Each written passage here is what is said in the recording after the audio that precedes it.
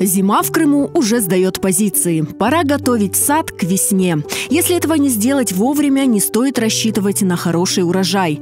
После зимней спячки деревья необходимо приободрить и укрепить, а также правильно разбудить. Февраль – лучшее время для этого.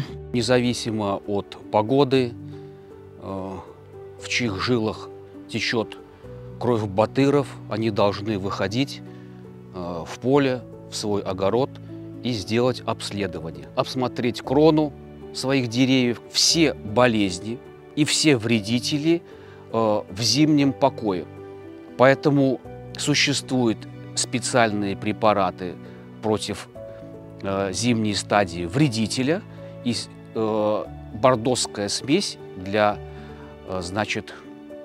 профилактики грибковых заболеваний. Следующий этап – обрезка деревьев. Это важная операция по уходу за садом перед наступлением весны. От обрезки в значительной степени зависят внешний вид и состояние деревьев, а также урожайность и качество плодов. Вы должны понимать, во-первых, какие это ветки. Чтобы делать обрезку, вы должны понимать, какие это почки. Вот, например, вот видите, почка округлая. Это цветочная. А если почка, она вот такая вот острая, значит, из нее пойдет веточка. Если вы хотите, чтобы ваша ветка пошла дальше, то вы ее останавливаете на вегетативной. Отсюда пойдет ветка. А если вы хотите прервать, чтобы оно дальше уже не шло, тогда его останавливаете на цветущих. В цветущих ничего не будет расти, они просто дадут плоды. Когда вы уже обрезали дерево, когда вы сделали обработки, когда побелили, вы здесь больше уже не ходите и не топчете. Поэтому имеет смысл его окопать. В данном случае вы даете корневой системе воздух.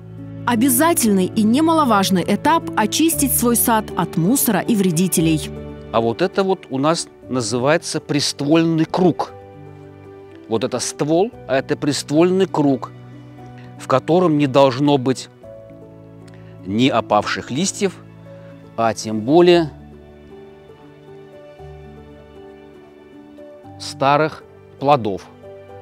В этих плодах мицелий, споры всех настоящих мучнистых роз, клистоспориоза, она же дырчатая пятнистость, манилиальные гнили. По словам агронома, если своевременно и качественно выполнить все эти простые рекомендации и работы, ваш сад будет заряжен энергией и жизнью, а самое главное – будет радовать вас богатым урожаем.